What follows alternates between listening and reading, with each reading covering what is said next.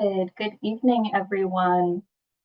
My name is Louisa Harstad. I use she, her pronouns, and I'm the Director of Programs for Sisseton Wahpeton, and this is our Fall 2025 Gifts of the Plant Nation webinar. This evening, we're going to be highlighting our forest sisters, our beans, corn, squash, and sunflower. I'm so thankful you all are joining us this evening. And here in St. Paul, it's raining, so it's a perfect night for a webinar.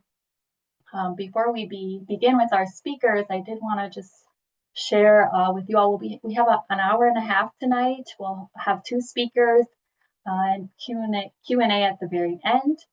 If you're interested, you can enable your live captioning at the bottom of your screen, Zoom settings under at the bottom of your screen. And then also wanted to let you know if you have questions throughout the webinar, you can enter them into the Q&A, and we'll try to get to all of your questions at the end. We'll also be sending out a survey to get your feedback on how you enjoyed this evening, what you learned. We'd really appreciate you taking about 5 minutes at the end of the webinar to share your feedback with us. It helps us improve and continue to make meaningful and impactful programming for our audiences. And without further ado, I'm going to briefly introduce our speakers this evening. Joining us, we have Teresa Peterson and Randilynn Boucher-Giago. So excited to hear from them tonight. They have so much expertise in the Forest Sisters and Garden.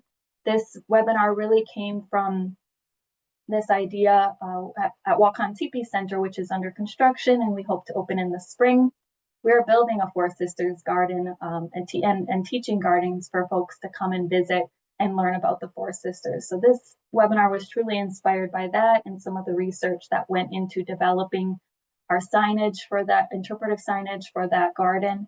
And so we wanted to bring in real experts to talk about their gardens and their work.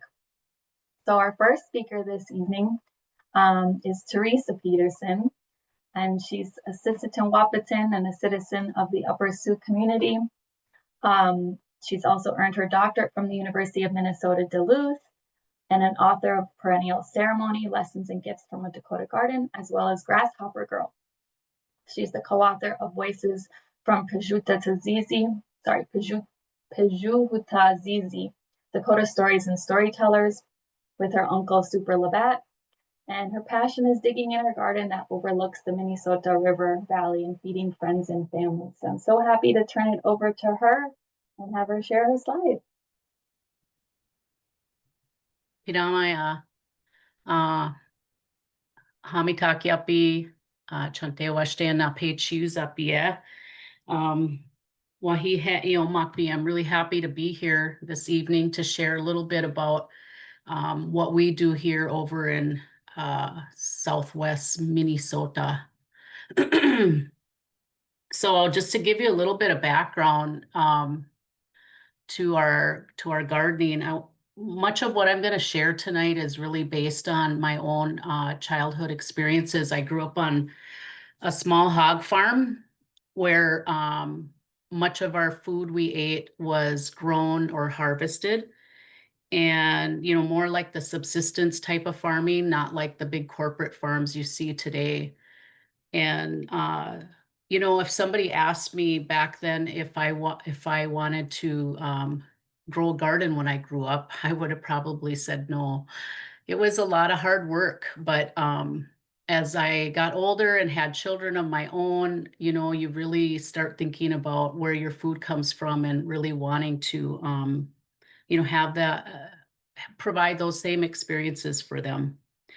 So, again, we grew and harvested much of our food. My dad was an avid hunter, so I grew up eating pheasant and geese and ducks and fishing and then of course hogs, and we raised our own chickens and all of that kind of thing. So that really influenced set the foundation for the way that I think about food and gardening and care of land.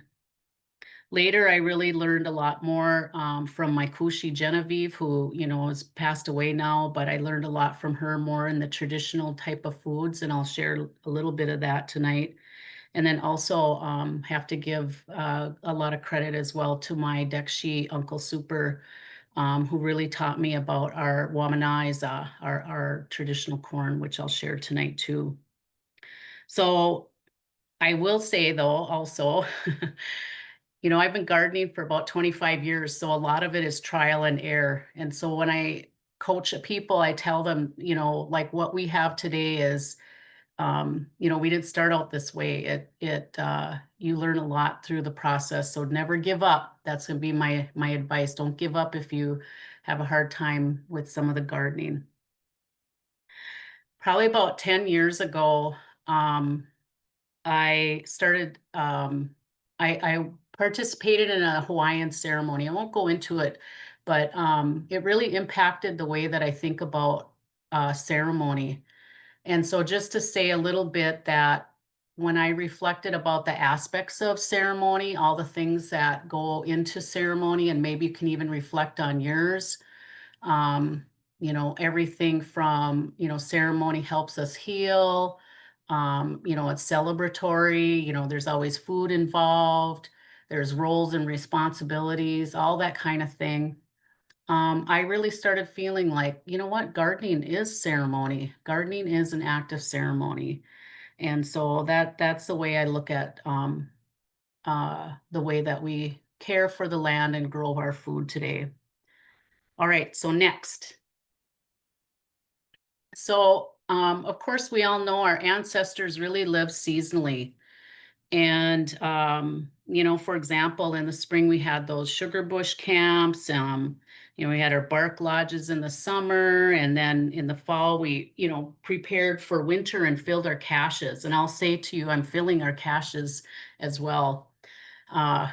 Looks a little bit different. I have a pantry and then freezers and, that kind of thing. But we are definitely preparing. We're in preparation mode right now for the coming season.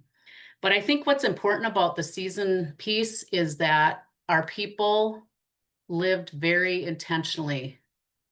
And perhaps you do today as well. I know we do. We live very intentional, we're very planful, and we're in harmony with the land. We bring all these different traditions and practices into each season. So the pictures that are on the screen are actually from our land. Like I said, I live in Southwest Minnesota we live on the bluff of the Minnesota River Valley. So very beautiful. We, just like as I grew up, we grow our food. We also forage and preserve a lot of food. So you'll see the wet dew, the spring there overlooks, that's on the bluff that's overlooks to the east there. And then in the summer, that picture there was actually just this summer. And the background is the Three Sister Garden. And then Padayetu, those same trees that we tap for syrup. Really beautiful. They're just starting to change now. They're called autumn blaze. And then of course Waniatu, and that's the solstice day there, with the limited sunlight, but the change in season, the change in the time there, bringing in that balance. Okay, so next. So I want to just preface to say that gardening really begins, the whole cycle of it begins and ends with really good seed. So I'm going to share just a few little, tips and tricks along the way. You'll hear some of that that might help with your own gardening as well. So again, growing the Wamnu. Oh, I should tell you, we grow a lot of different types of foods. We can a lot. We're just finishing pears. This is an apple year for us here, but we'll get apples elsewhere. It's every other year. And then I got my whole counter is full of drying beans and as well as little bowls for all my seed for next year. But so we do a lot. And tonight we're just going to share about the four sisters. So I don't grow the sunflowers as often. I do sometimes, but I'm going to mainly talk about, Wamnaheza, the corn, Omnica, and the Wamnu, the beans and the squash. So the first thing is, you can see all these on the left. There is our Wamnaheza, the cob there, and then the corn right by it, and then all these different beans. These are just some of the beans I grow. There's some squash on the bottom. I really love growing heirloom beans, kind of noted for that. Yeah, lots of different kinds, and I'll talk about some of those in a bit. But to start with corn, the best thing is you save the best. So I'm actually hulling the corn right now, our Wamnaheza, our Indian corn. And as I'm doing that, I'm looking at the cob and the kernels and making sure it's true, that it's, pure in its seed. If it's not, once in a while, again, depending on where you plant, you can get a little bit of cross pollination. You got to be careful of that. So if you do find, like your cob is off, don't save any seed from that. If you find a yellow kernel, don't save that. If there's dented, if they start looking like dented corn, don't save any of that. But if they look true, I keep seed from more of the center and just a little bit out of each cob. And I think it's Rowan White she's kind of a corn expert, that has said it's good to take corn from 100 different cobs. And I wish I always had that, but my garden, it's pretty big, but I grow a lot of other things. And so, I probably have seed from, I don't know, maybe 40 cobs. But one of the tricks I've learned is you can save seed from different years and then kind of mix that to help with that. What else can I tell you about corn? Save from the seeds from the middle, the best. And let me talk about cross-pollination just a bit. So where I live, I have 3 sides that are protected, with either our house or the tree line or, like that.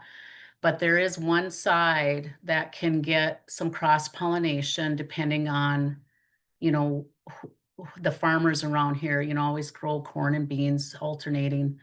So wind, corn is pollinated by the wind. So, that's something to be real mindful of where you plant your corn, because it's open pollinated. The wind blows the pollen around to pollinate. So you got to be real careful of that. There's some folks will do, I think they call them corn condoms. They put them over there so they can't, and then they hand pollinate. So I don't do any of that. I'm careful about what seed I select and where I plant my corn. And then for seed saving, it's the same with beans. When I'm shelling them, I'm looking to see how many beans are in each pod. And so if one tends to be like 3, 4, and 5 type of beans, then I will only pull seed from the ones that are 5. And I'll only pull like maybe 1 seed from each pod, and then I just keep doing that. So again, the intention is to get your best, because then when you plant it, it just gets better and better every year. When you seed save too, your seeds are adapting to your environment. So yeah, it's a really good practice to get into seed saving. That's how we've maintained all these beautiful heirlooms. And then squash is the same thing, take from your best. Yeah, just to say that some of these seeds here, and I'm happy to follow up with questions later about the different types, but I'll say my favorite is the Hopi Black Turtle. I love that bean. I like Cherokee Red Peanut.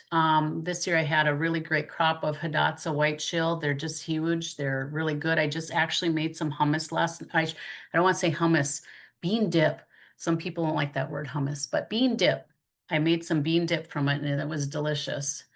Good Mother Stallard. I'm getting ready to have an event, and that's a great barbecue bean. Okay, we'll go on to next. So seed saving. All right, now we're going to go into, next, we're going to go into planting. So in the spring for 3 sister planting. There we go. Okay, I didn't have one from the very big picture from the very beginning, but you know, your soil's there, and I've done different types of approach for Three Sisters. Sometimes I'll do them in different circles and I'll have, you know, several of those. Sometimes it's just one big one. This year I did more of a rectangle just because again, you know, you have to rotate your crops in your garden. You don't want to plant corn in the same spot, for example, every year because corn takes a lot of nitrogen and it'll deplete your soil of nitrogen. So you got to move it around.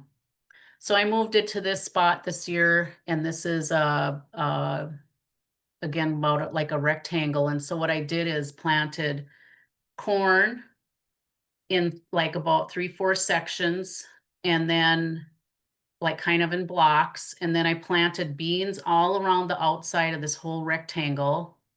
And then I planted squash in kind of in between those on the sides of each corn. And for those of you who don't know, but it's pretty common now that people know that the Three Sisters have a beautiful relationship. They take care of each other in a good way, and our ancestors knew that. So our garden, oh, thank you. So the corn, the corn takes again a lot of nitrogen, and then the beans you can grow. So this is trial and error. There's 3 different kind of beans. You can have bush beans, half runners, and pole beans. And I used to do pole beans, but sometimes they get too aggressive. And by the time, you know, the corn's growing up, it can kind of take your corn down. So I do bush and half runner. That's me. That's what I do. You know, you can go ahead and try pole beans. Just maybe, you know, you might find out it's a little aggressive. But the beans at the end of the bean plant in the ground, there's a little nodule that is filled with nitrogen. So beans give corn nitrogen. Isn't that just amazing and beautiful? And then the squash, you know, they spread out and they give a little bit of shade to so that weeds don't keep growing up everywhere. Um, they help keep moisture in. And another thing I found, especially if you look at the type of squashes, the leaves will kind of have little pricklies on them, and the raccoons hate that. They don't like that. And raccoons, I have found they do like our Indian corn. They definitely like sweet corn. And sometimes I grow popcorn, Dakota popcorn, and I haven't found that they've gotten into that yet. But yeah, so you can see the one on the screen on the left is a little earlier, and then it's a little later on the right. And now they look like dried stalks because they were done. Let's see if I have any corn, beans, half runners. And I talked about cross pollination. Yeah, I think that's about it. Let's go next. Okay, so here's what my Wamnaheza looks like. And I should tell you that I got my seed from my uncle from Dekshi Super. And it's been in our community. Different families have kept this corn up. I'm really grateful to those families who kept this corn going. Who knows how long it's been in. There's a resource we're going to share later what this all AWL means. And that is the Cavender's grandmother that's in that book that tells about this corn. So, and that was a long time ago. So it's again, it's been in the seed has been carried forward all these generations, and so I'm really grateful. The corn is red, white, and blue, and then of course there's hues of each of those colors. And what's really cool about corn is you can kind of manipulate what it will look like. This year I planted only red kernels, and this is what it looks like then. But you can see there's white in there, and then there's some dirt, there's kind of blue. It kind of almost looks purple. So next year I might plant white or I might plant blue just to kind of experiment and see how that goes. So that's kind of fun. Okay, so the picture on the left is, one of my harvest days. And as the corn husks get dry, that's when I pick it. You can braid them all together. I just braid them in like little pairs here, and I have an old drying rack. I put them on, and you can see that here. Earlier, I had onions drying on it. So it's if you pick one up at a secondhand store or garage sale, they're coming real handy. So I just had all that corn drying, and we just now took it down. And I'm now like, you can take it off like this real easy, then it's time, then it's dry enough to do that. So I'm doing that right now. And again, I'm picking the best seed in the center of the best cobs. And then that'll be my seed for next year. And okay, one thing I do with my Wamnaheza here is, I learned this is the trial and error one, right? So I put all my corn in these beautiful blue antique jars. They were just beautiful. And then here, sometimes when you're bringing produce in, moths come in and then they laid eggs, and then my corn, I had little tiny worms in there. My grandma probably said, "Oh, that's all right, just go forward." But I ended up throwing out a lot of stuff that bothered me. So apparently moths like corn. So I now bag them up into quart bags because that's how much I cook when I do a batch of soup that I'm going to show you in a bit. And so that corn I now throw in the freezer just to protect our precious corn. Let's see. Okay. Now let's go next. Okay. So now what do we do with the corn? Like I said, I bag it up, and then on special occasions I make this dish, this awesome delicacy that we have maintained in our communities for a long time called bushdiapi. So the corn, there it is. I'm hulling it off, and I bag it, and then when I get ready, I make a quart at a time. Bushdiapi means like the pa is a head, and shtaya is to remove or make it bald, take it off. So that's what that means, to cook that corn so that the hull comes off and then it turns into hominy. And you cook this corn. I use an old enamel pot. And it requires lye to get that hull off. And so what we use, how did our ancestors know this? Who knows? But that you use hardwood ash from, your fire, hardwood ash. And then that you cook that on the stove for, I don't know, few hours, maybe 3 hours or something like that. You can tell by the smell of it when it's getting ready. And then I might take a kernel off and rinse it off and taste it. And yeah, that's the right texture I want. And then so when it's ready, then you strain it and strain it. My grandma used to always tell me, make sure you take that outside or you're going to wreck your pipes. So I was doing that for many years. But we don't have those we all got plastic pipes now, so it doesn't bother, but you can go ahead. I quit going outside. I use a strainer indoors. So our corn, while the corn is cooking, if you can score a buffalo roast, great, bison roast, or sometimes I'll use venison. But anyway, and then of course you can use beef, and you like a little bit of either bone broth or maybe bones in there. A little fat is good because that gives that soup flavor. And then we use rutabaga, turnips, and then some seasoning. And so that I'll make one of those great big soup pots, and that feeds a lot of people. So it kind of takes, it takes a good maybe 6 hours to make that soup. So it's a special occasion kind of thing. Okay, next. So I think I shared sometimes I also will have done sweet corn. I do it less often now because it's so readily available and I don't want to battle with our raccoons. So, but this is a tradition that my grandma taught me. I mean, they did this, it's old enough to call it a tradition, let's say. But what I do here is this is made into a skuya. So you take your sweet corn and you blanch it. You blanch it hot water for a couple minutes, and that kills that enzyme so that the corn doesn't continue to deteriorate. And then cool it off, and then I take the kernels off. And if you get a roll started, then they can come off easy. I tend to use sweet corn that's just a little overripe. It comes off easier. Otherwise, if it's just perfect for eating, they kind of puncture and break. So the intention is to keep the kernel whole.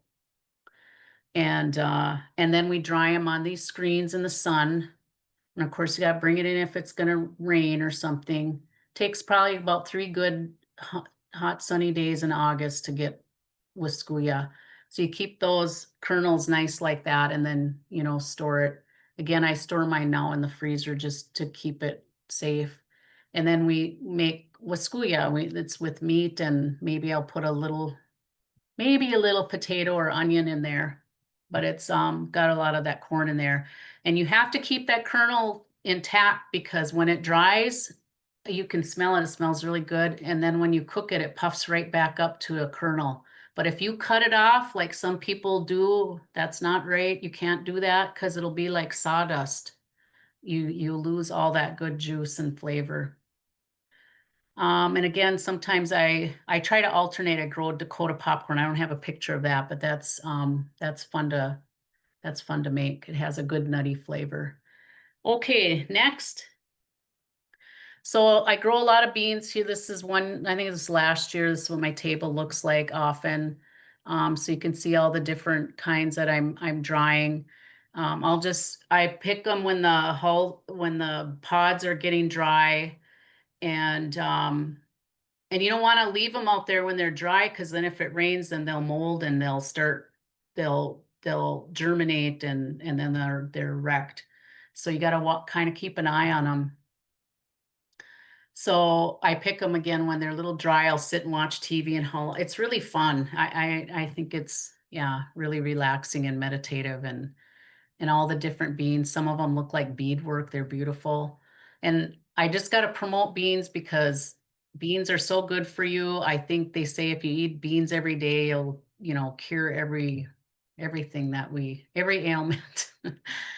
So, eat beans. They're high nutritious. Of course they got the fiber. I make a lot of soups, as you can see there. Sometimes I just make kind of a succotash dish. I make bean dip. Yeah, you can throw it in half with your taco meat. It's so great. Let's see. Okay, next. All right. I'm actually growing this squash here this year. I think this is called Carnival, and I believe I got some seed. I got Dream of Wild Health. They gave me some squash one year, and I kept seed, and then that's where that came from. So you can see the different stages of it. I have oodles of squash this year. With all this rain, we're on a hill, so the rain was awesome and beneficial. And I also put chicken manure on this year. I scored some two-year-old chicken manure from a neighbor, and that was great. You can get hold of some aged manure that really puts a lot into your soil, helps with microbes. So what can I say about squash? I love squash. We make soup. I make people say pumpkin bars. We just use squash. It's the same Wamnu. It's the same word, Wamnu. You can see that one on the left is I'm probably saying it incorrectly, but Gito Okosamine, that the Anishinaabe named, and it's a Miami squash, and it means cool, big old cool squash or something like that. So that's a good one. But again, I did these little carnivals here, and squash You got to be careful where you plant them too. They can cross-pollinate real easily as well, just like corn. You know, even cucumbers, squash, pumpkins, melons, they all cross-pollinate. So you gotta keep them a little separate. Okay, next. So I again love gardening. I believe it's ceremonial, living in a seasonal and intentional way. I ended up writing a book about it. It's so it's here, Perennial Ceremony. It's filled with all these connections to how wonderful the land takes care of us. Gardening is good for us on mind, body, soul, all of that, and it has recipes in there as well.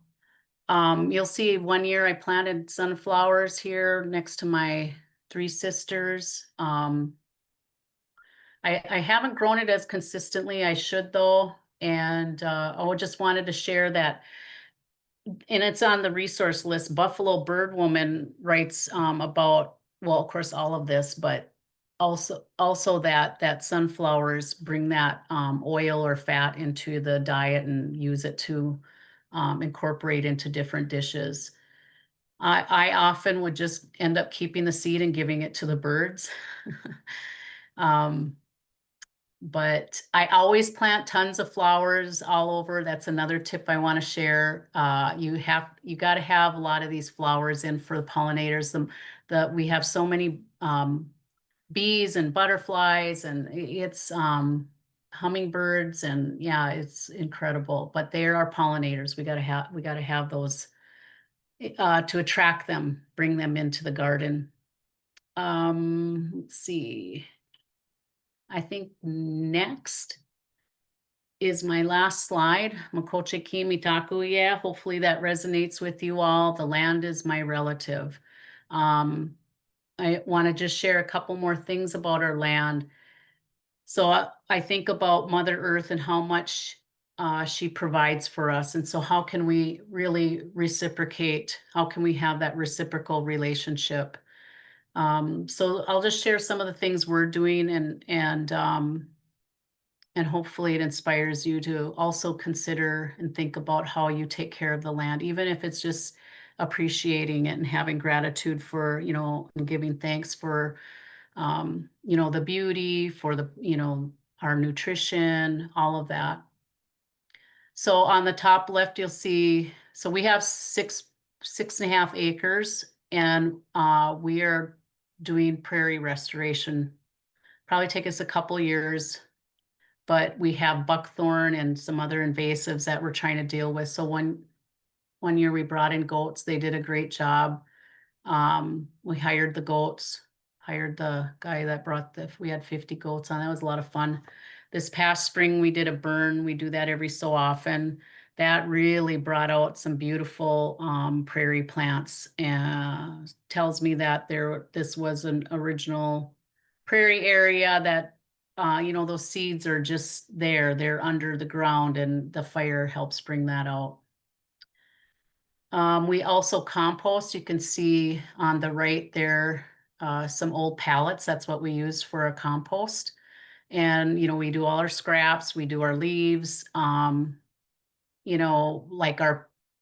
some of the pears fall off the tree, we throw it out. We just throw all that in there. And then we use that. We bring that back into our soil, and it helps again with fortifying the soil and bringing in those microbes. We don't use pesticides or chemicals. We use rain catchers. We bought a really big 450-gallon one this last year. Just because of the unpredictability and climate change that's occurring, we want to make sure we're capturing that water. So I think I'll end there and turn it over to Toja, but I guess I just want to, encourage you to think about what are the practices that you can do that honors the land as a relative. Yeah. Thank you for that, Teresa. It was beautiful. I loved seeing all of your photos and your land. Got me really hungry for beans specifically. I love hearing about your favorite bean. and I'm just keeping in my head too, just that piece about never giving up. It's a process for a lot of us, and a lot of us are intimidated to even start because we know, it's going to take time and patience, and just sharing your story too of, how it's different every year, and, you're learning and growing still. So I appreciate that. Thank you so much for sharing. So if you have questions for Teresa, please feel free to put them in the Q&A at any point. We're going to be getting to them at the end. And I did turn on the chat function if you do want to react or to anything you hear or see, be in community with each other there. I'm now really excited to introduce Randilynn Boucher-Giago, Kana Dutawi is Isaŋti and Sisíthuŋwaŋ Dakota and Diné. She carries the roles of a mother, wife, educator, artist, and relative to her communities. She has experience as a Lakota and Dakota language multi-immersion teacher in curriculum development and education administrator. She received her Bachelor of Science from Arizona State in 2008 and Arizona State University, and she also received her Master's of Education from the University of Minnesota Duluth. She's the Healing Camp Coordinator for Wikoskalaka Uwitapi Young Women's Gathering, and in 2018 she was named an Artist in Residence by the Minnesota Historical Society, and her art is displayed in museums across the country. Last but not least, she attended the Sisseton Wahpeton College's Voices of Our Ancestors program. She has extensive experience in immersion education, museum studies, art education, and language and cultural revitalization. So excited because she truly does mobilize and enhance Indigenous pedagogy across Native communities. So I'll turn it over to her.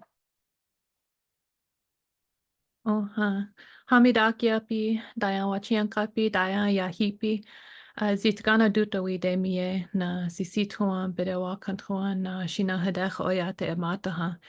Eash wana waziha dedwati, Wanietu Wikjamananupa Samwaji dedwati. Nahale hahepiki wodakuye dopa wawahadake. So wopira. So hello relatives, I'm happy to be here with you tonight. I will be talking about the four relatives, and I want to say thank you to Tui who went before me for her knowledge and her teachings. I think that's really crucial, what she talked about. So I'm going to add to that this evening. You can go to the next slide, please. So just starting with that, I would like to acknowledge my relatives. What I know and all of my learning didn't just start from nowhere. I would like to acknowledge my grandmother, my masane, Esther Big Mountain Dagajin. She raised me when I was young, and she had a huge field, and it was her livelihood. So a lot of what I know regarding the traditional corn that she grew and the seeds that came from her garden are coming from my Diné side.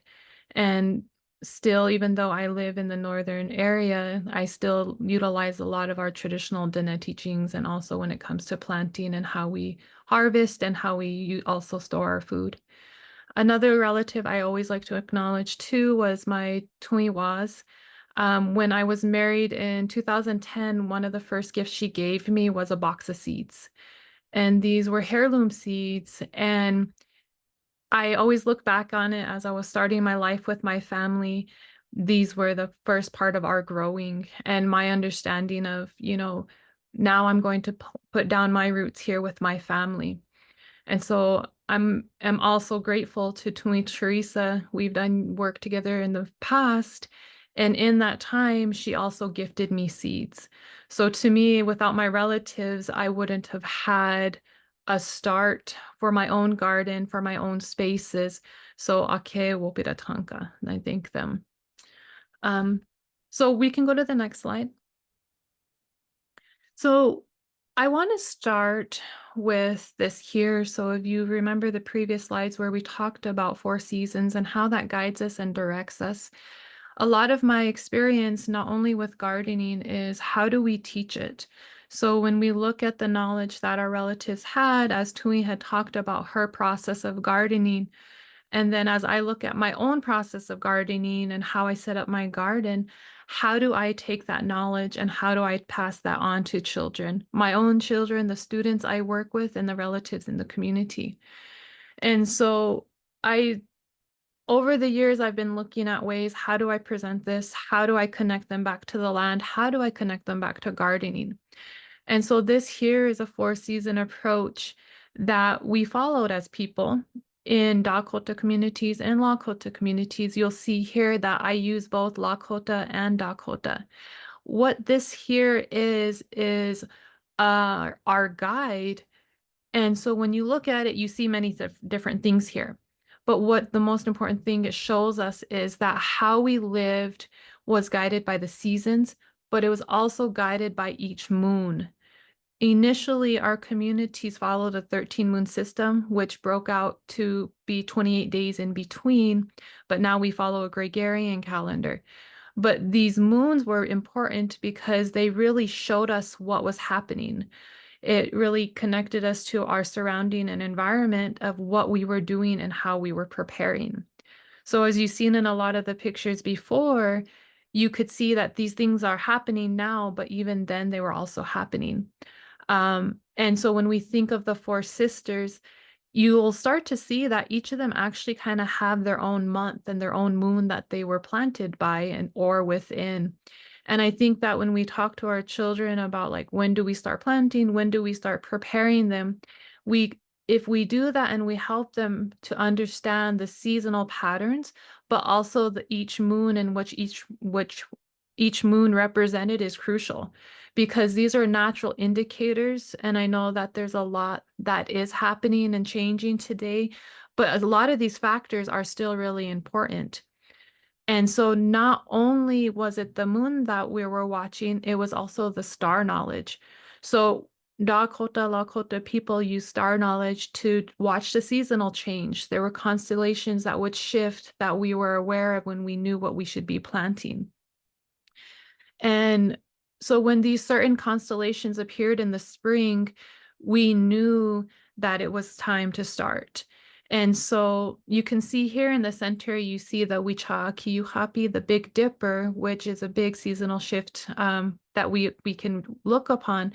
But another one was Chanshasha Ipusie, which is in English is Aries. So these two were indicators of our spring sky and what was happening. So those were indicators that we followed. There's a teaching behind that I'll kind of talk about a little later. So this was really important because it aligned us as people with the earth and also the stars that were around us. And so that's kind of how I've always started when I think about gardening, when I think about planning, when I think about preparing. Another circle within this is Hanwi. You'll see that the phases of the moon are also on there. And those were also really important. And that was a learning that I really had to dig for knowledge and really look for. And I as well will actually acknowledge the Hawaiian relatives because I was fortunate to go into their community.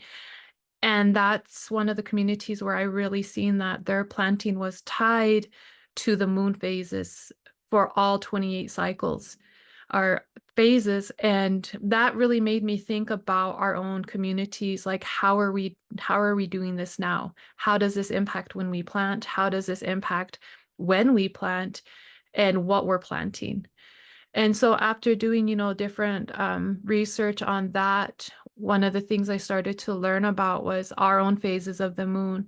And so like one of them, for an example, would be if it's a dry moon or if it's a wet moon. And, this would indicate when we would put in seeds. So that's, an area that was really interesting to look into just because there are very few sources about it. But as you start to look at the phases and what they represent and how they impact what's happening here, you can start to make those connections. So I will say that is an area that I'm really still learning about, but I think it's really crucial in how we tie that into our planting in the seasons. And we also have to look at what shifts are currently happening too. You can go to the next slide. So this picture here is a tool that we create with our students. So as an educator and working with students, a very big part of that is how do we transition our knowledge over to them? How do we create materials to help them understand and take it with them? You'll see, if you noticed in the previous slide, everything was done within the language. So the language holds different knowledge and different teachings. And so then how do we give that back to them? So this picture here is actually a star map that our students make. And once again, they're mapping out the seasons, they're mapping out the moon phases. The only difference with this one is it actually spins and they can change it for the month so that everything aligns. And it's, for them, it's a tool that they can take home. On the flip side, you'll see that it has a star map on there. So when it's a certain month, they know how to align it to ensure that they're watching for those constellations in the night sky. They're watching the moon phase to know if it's a dry moon, if it's a wet moon, if it's the right moon and season to plant. So those are some different tools that we provided for students. And just, in learning. And a lot of my approach is going to come from working with students and working with children. For me, it's always been about making sure whatever I learn, and as I learn, I'm passing that on to the younger ones. You can go to the next slide. So this one here, when I was talking about like each moon and how each moon has different stages, this was kind of like showing that. So when we think of the moon, when we start preparing our gardens, when we think of the moon when there's first growing, when we think of the moon when they're ready for harvest. So those are the different teachings. And I wanted to kind of show that because these are happening at different times. And it's really important for me to have visuals to say, okay, think about this now, like we started in this moon, especially when I'm talking with children or my own children, to say, we started this moon, now we're here, and now we're here. What do you see? Daku ayableza, daku walaka. Like, what do you notice? What do you see? Daku ilukchaha. What do you think? And then that way it helps them to understand all these seasonal shifts and all these changes, but also what energy gets put into making sure we can go from a prepared garden bed all the way over to harvesting. And so when we look at what we're talking about tonight with Wodakuye Dopa, the four relatives, I always approach that in a sense of kinship. And then you can go to the next slide. So not only do we look at kinship as the relatives who first give us seeds, we're now looking at the four relatives. When I look at the four relatives and I teach the students, I use kinship terms for these relatives. I use the kinship terms for the female terms and as well as our male relatives terms.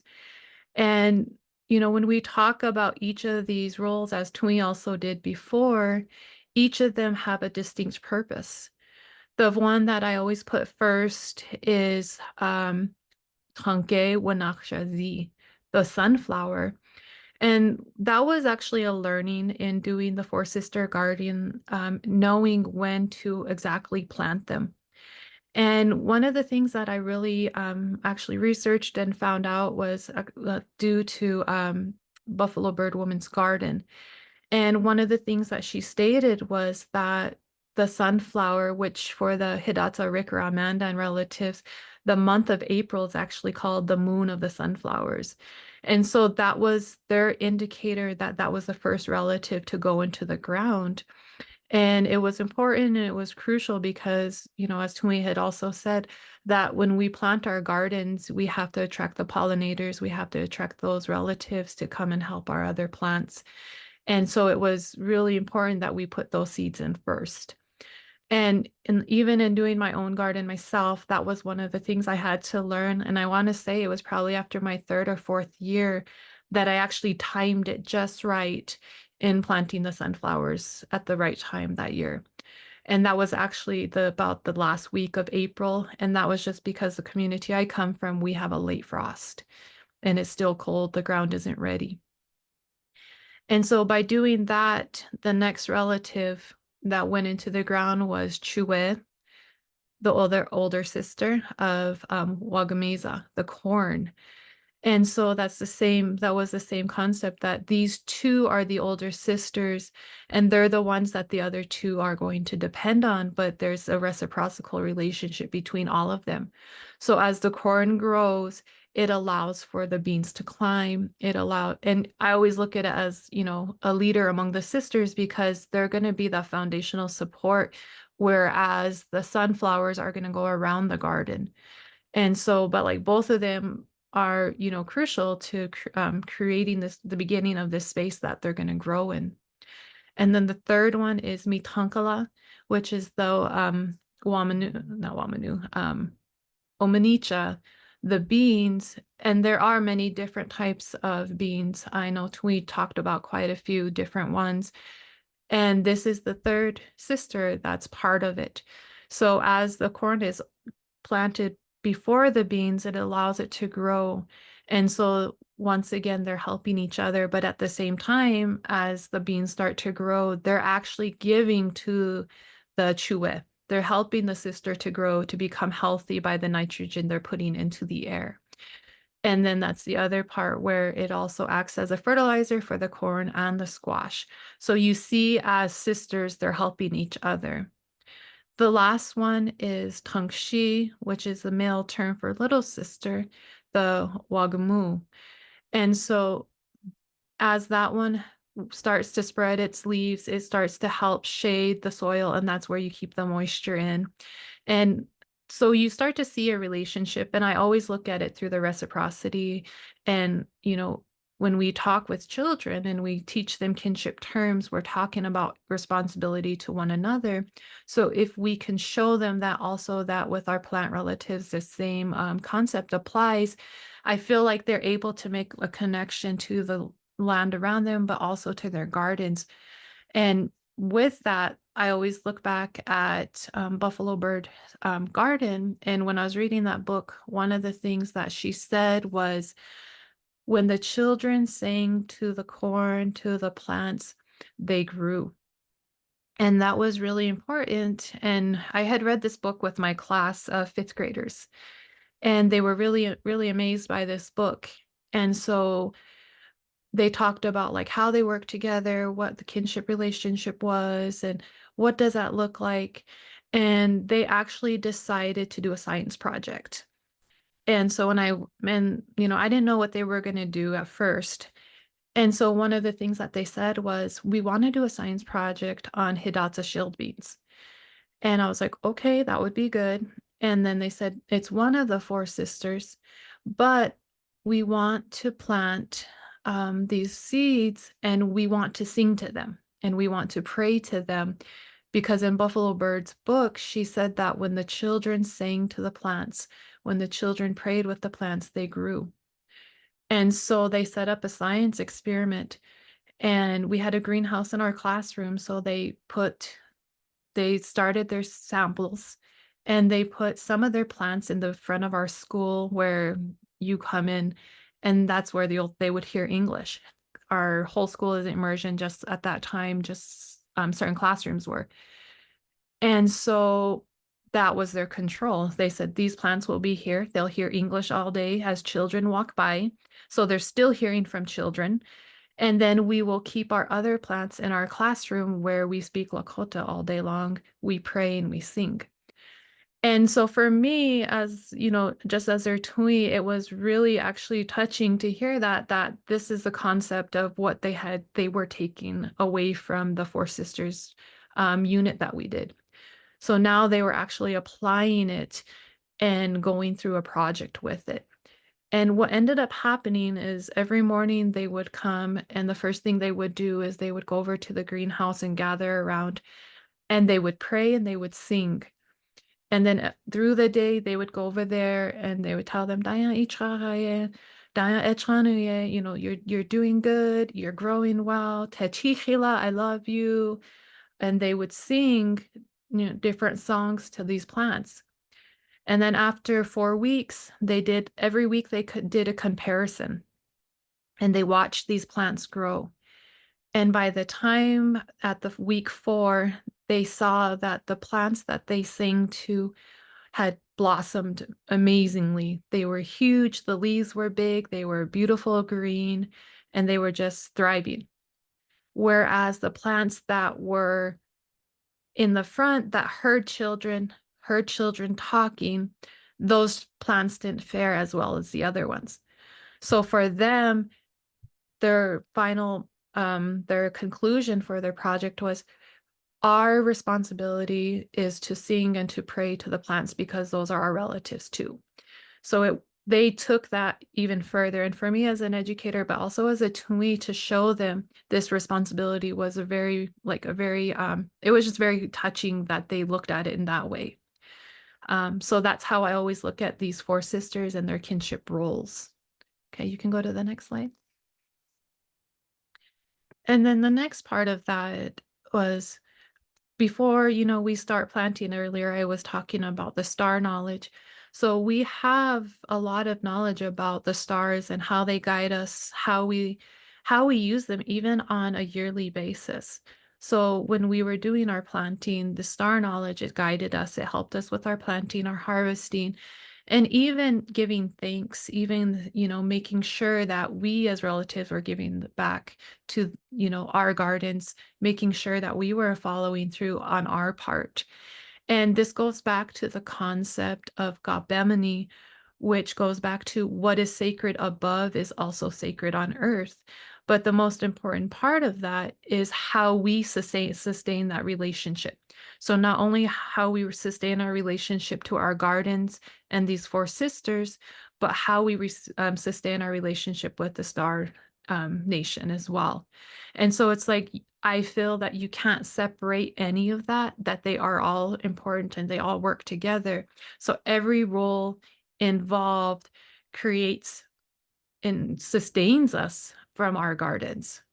And so for me, in order to make sure that what I'm learning, I take this and pass it on to the children to show them that, okay, we're not just going to plant our garden. We have to learn all of these steps in between to ensure that we're doing things in a right way. Some of it may be through learning. We may do something different the following year, but all of it is through learning. And then it's going to teach us how we go forward with that.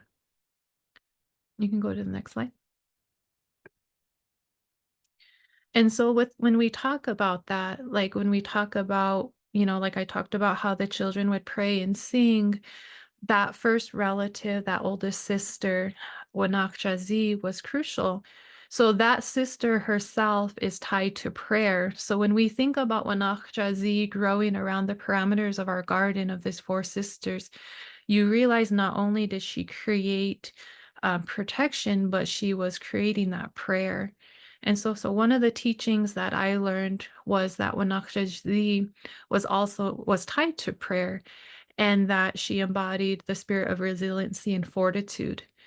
And so Wamnaheza was, believed to bring good luck and abundance, but it was also because the fact that the prayer that was tied to Wamnaheza. And so in our traditional ceremonies, there's a time when we actually depend upon Wamnaheza as a relative to guide us through the ceremony. And so you think of that prayer, you think of that responsibility that we have, but also she has to us, and it the symbolization of Wamnaheza is crucial, because what Wamnaheza does is she follows the first relative, we, the sun. And then in turn, we follow her, and we're following her guidance and how she guides us through that time of prayer. And so when I think of the four sister gardens and when we plant them, she also represents that, or they represent that significant part of that prayer and how our garden's going to be. And so that's the crucial part of her reciprocity back to not only us, but also those other younger relatives. And so a lot of relatives now during the summer ceremony actually adorn themselves with that Wamnaheza Wanapi, the sunflower necklace.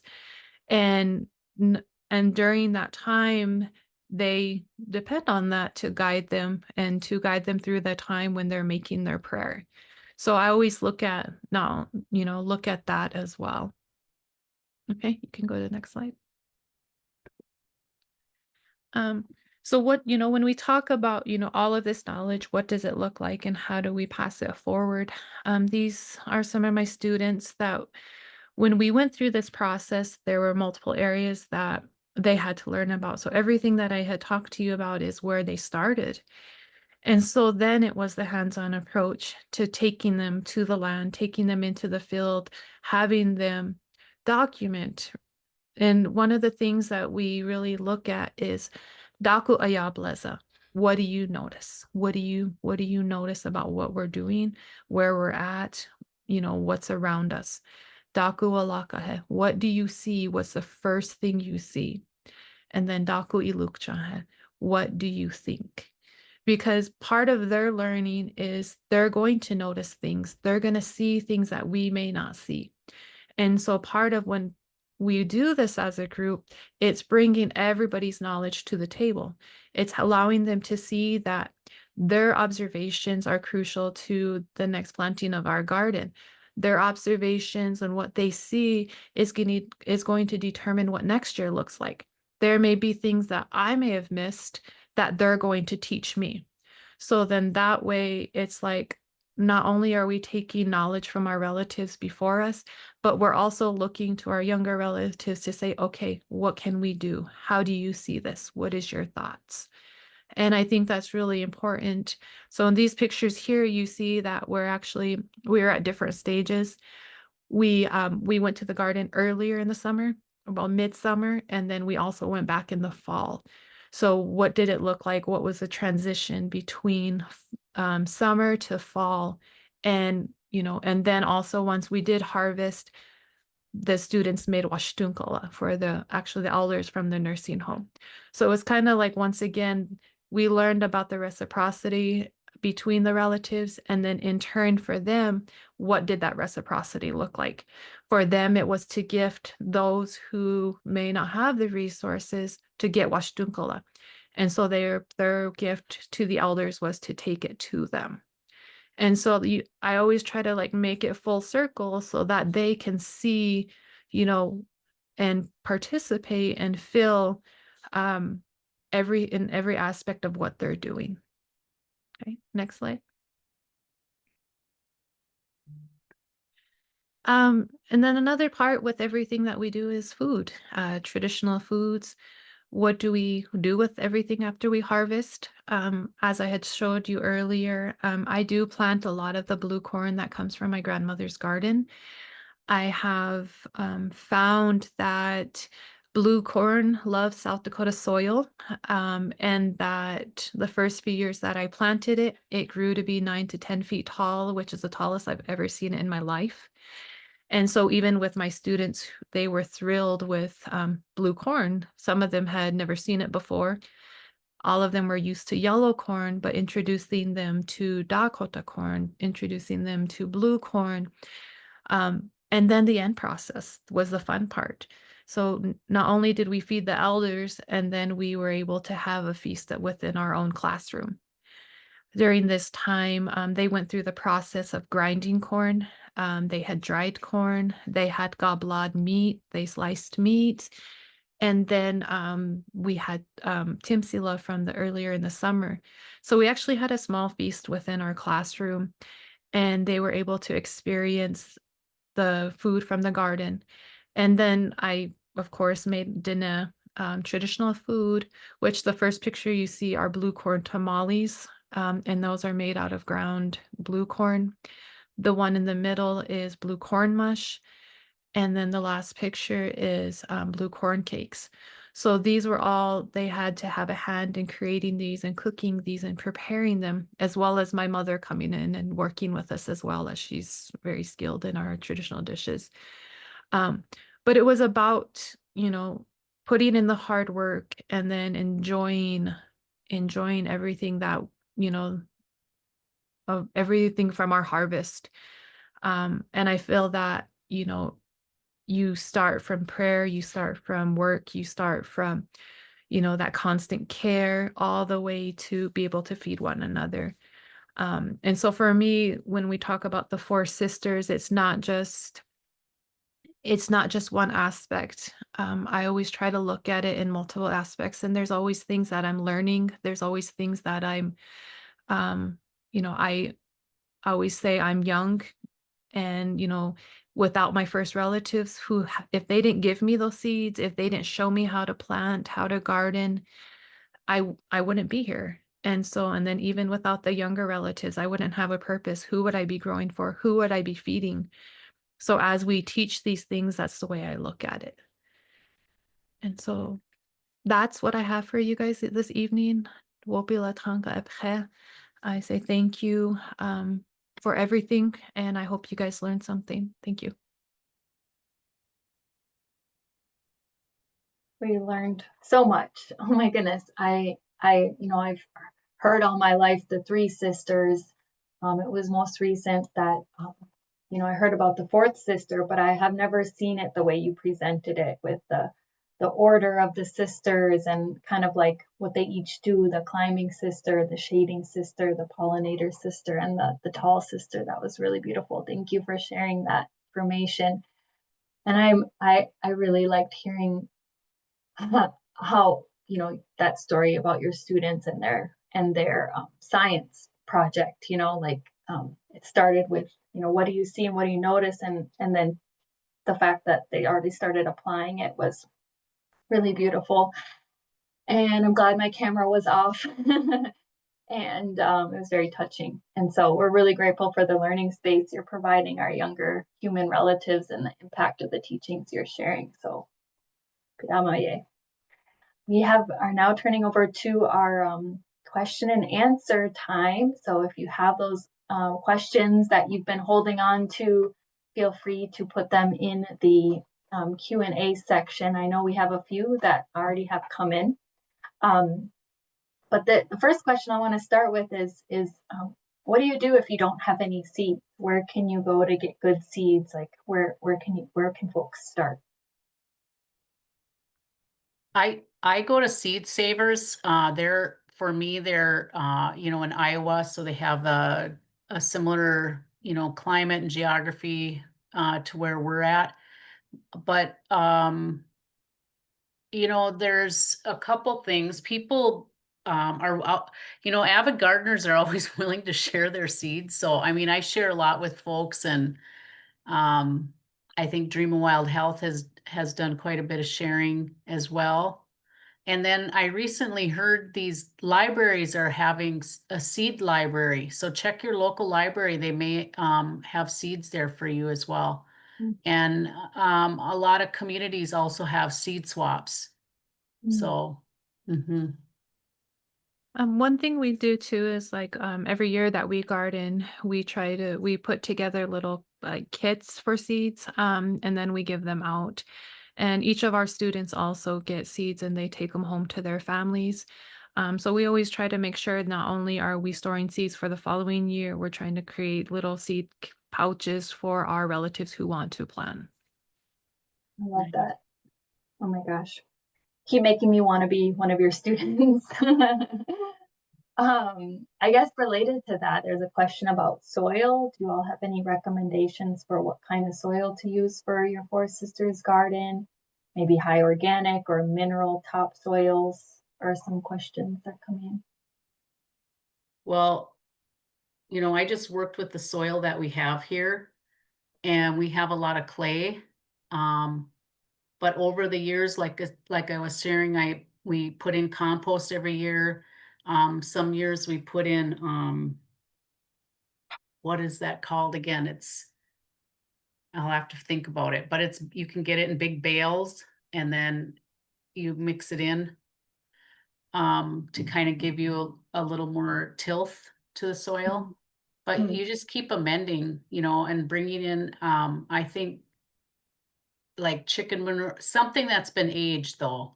And if you kind of know where the source is too, that's helpful. I know my uncle has put in, he likes horse manure. I've done that, but I also then end up with a lot of weed seeds in my garden from, because the horses, what they're eating, but he really likes it. What about you, Randilynn?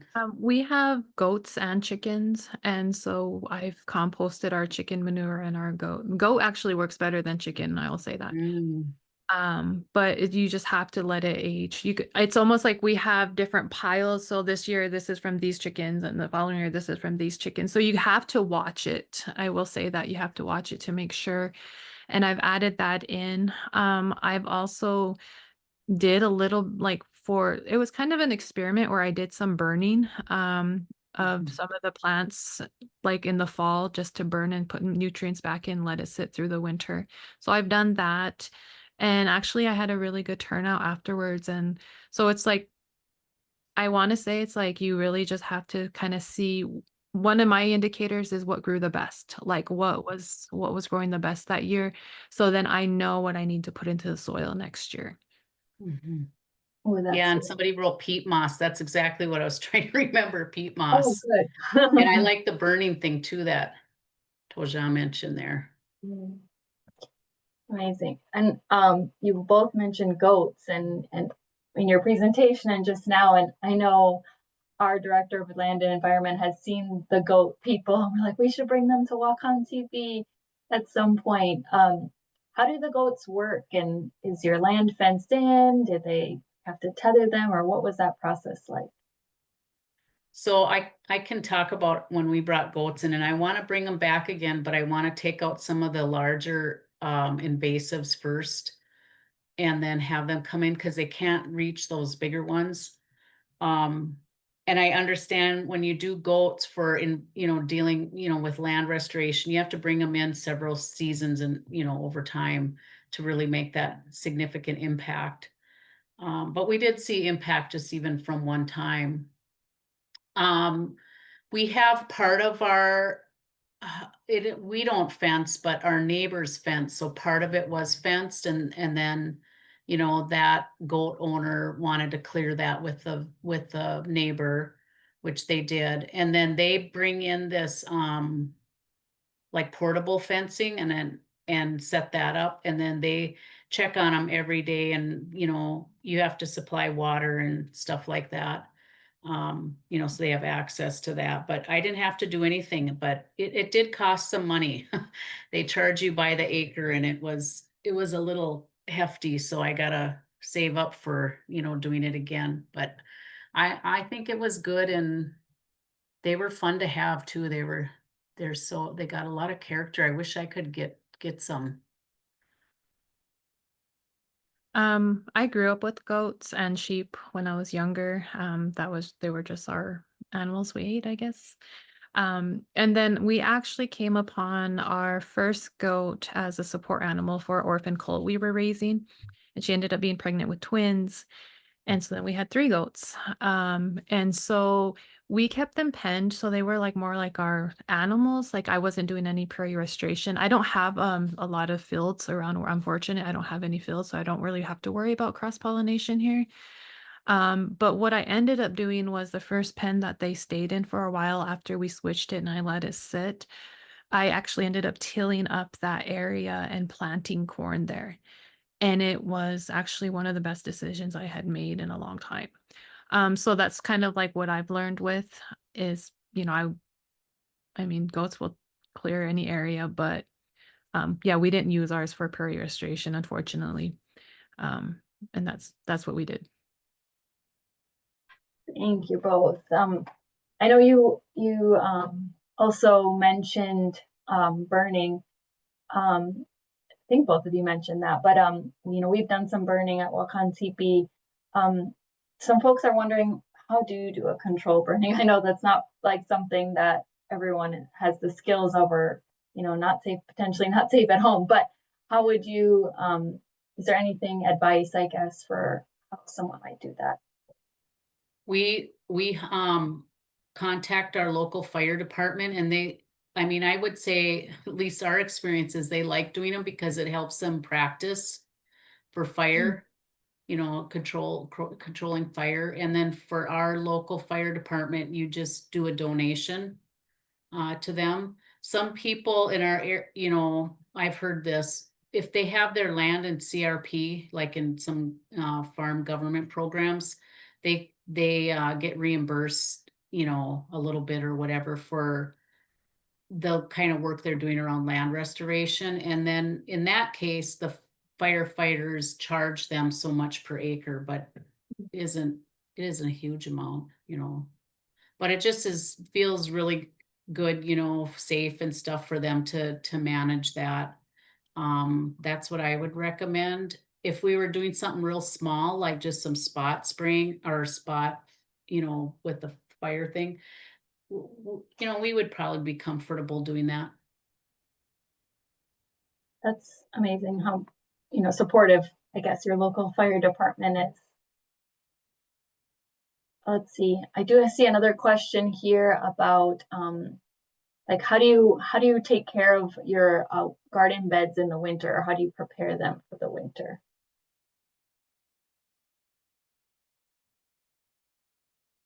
Well, I've done different things. I've done what like Toja said, like gather up the stuff and burn it, and then that, because that gives you, I don't know what, some kind of nutrient as well, from because you can put ash in your garden as well. I've done that. But more recently I've heard it's better to leave your your plants intact in the ground because it helps give food for the microbes. And I think sometimes too, bees, you know, are nesting inside of some of those stems and that. It's sometimes hard not to want to go in there and kind of clean up. I mean, you know, and then doing that fire is a really nice thing. But the last few years I've been just leaving it, and then we clean up in the spring. And you could do a fire in the spring too, you know, that way. But you just give a little bit more to the soil. Yeah, and I agree. I'll rotate what I do. I don't do a fire every year. I'll do when I feel like I need to, like just watching what grew and how it grew. We do add ash as well because we have a wood stove, but the same thing, we usually do it like after we know the ground is thawed for our area. Just because a lot of the insects and different things are still living in there, and like we don't want to disturb them because we need them to pollinate the areas. So it's just like finding your knowing your area, and it's always hard now, I've noticed, because there's a shift in almost a week or two now and when we plant or when the ground is ready. So springtime is a main garden cleanup time, and just preparing the space during that time too. Thank you.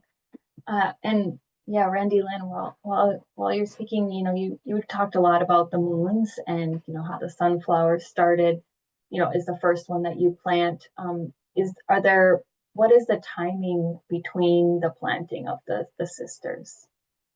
I want to say it's almost like a 2 week, just because the sunflowers would be planted the end of April, so that last week.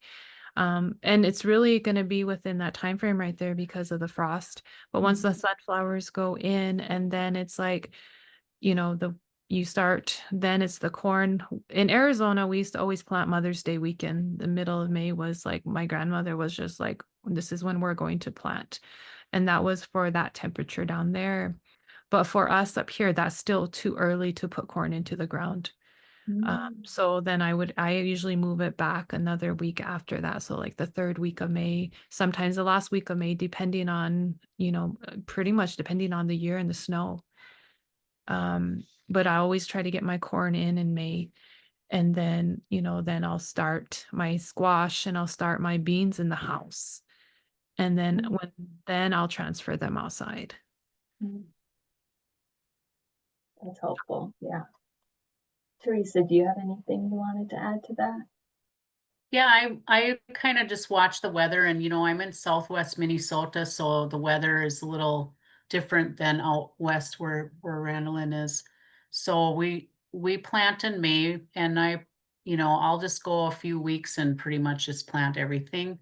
I always, we do cold weather crops and stuff like that. We'll get in April, and but it does depend on the weather.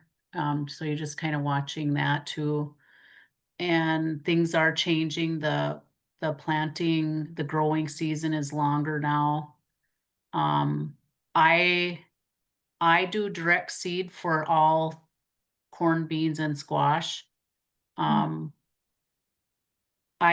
I seed in the house tomatoes and peppers, and let's see, what else have I done? I've done leeks, those things, but we plant a lot of beans, so I mean, I plant probably at least 10, 12 different kinds of beans, and there might be, 50 beans per, so I would never have enough space to indoor plant beans. So they germinate really easily. So I would encourage direct sow if your land allows that. Thank you. One of my questions that I was thinking about when you were mentioning, Teresa, like moving your plants potentially around your garden. How do you do that? Like, is there a time? Yeah. Yeah, so I have a big piece of paper that I map out my garden plots where I plant, and I write down what I plant. And then in the spring, the next year, I take out those ones from last year and I look at those and I plot it so that I'm moving things around all the time. So yeah, keeping track, because you won't remember. I always think, oh, I'll remember. No, you won't. So yeah. I guess that actually, and I might have missed this. So are all of these sisters perennials or are they annuals? No, they're all annuals. Oh my gosh, I didn't even think that. Yeah. Okay, that makes Yeah, sense. that's why you got to keep your seed. But I have perennials in the garden. That was a tip that came in several years ago to me when I was trying to amend my soil and make it better and, stuff like that. And they were saying, put in perennials because again, perennials, you're fortifying the soil with microbes and there's food for them. And so I have one part of my garden that kind of always struggled a little bit. I turned that into a tea and medicine garden. So I have plants that are from this land. So I plant my prairie sage and I have all kinds of stuff, anise and rudbeckia. I don't know, all different kinds of things that mountain mint, things like that. And then I also have I like aronia berries that is grows well. So that's a perennial. So you plant it and then you just get berries every year. And then of course I have a big raspberry patch. So I have different areas where I do have perennials in the garden. I should say too, because of this prairie restoration, and I'm trying to downsize my garden a little bit because Jay says it's only 2 of us. We need to scale back. So I gave up a few spots and put in perennials, but I planted things like elderberries and, choke cherries and prairie 9 bark and, just different perennial plants that are supposed to be in this area. Thank you for that. And I do see we have one more question for you folks. Do you have any resources? I know Randilynn, you were talking, you're an educator. Do you have any resources that are written by Indigenous folks that you would recommend for teachers that they can use in their public school classrooms? And Teresa too.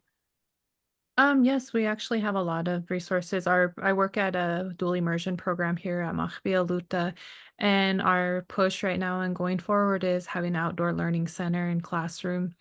And so we've been doing a lot of research and also creating our own curriculum within the language to look at different areas of land learning. And so like the Four Sisters is a unit we have. In the last slide that we had up, there was actually a book that was on Washtunkala. We have a lot of books that are already done, and then culturally infused science curriculum that's geared at taking different learning teachings based in science, but also applying it to a perspective of our own relatives. If you do go to mahbealuta.org, all of our curriculum is open sourced and you can access it there. That's awesome. And then it has the resources of different relatives that we also, their materials that we use. I like to use Marlena Miles' moon phases stuff. Wakantipi has some really nice stuff as well. So we always try to look at what all our relatives are doing and utilize it so our children are exposed to both Dakota and Lakota. Which Damaye to our speakers. It was so wonderful spending the evening with you and learning from you.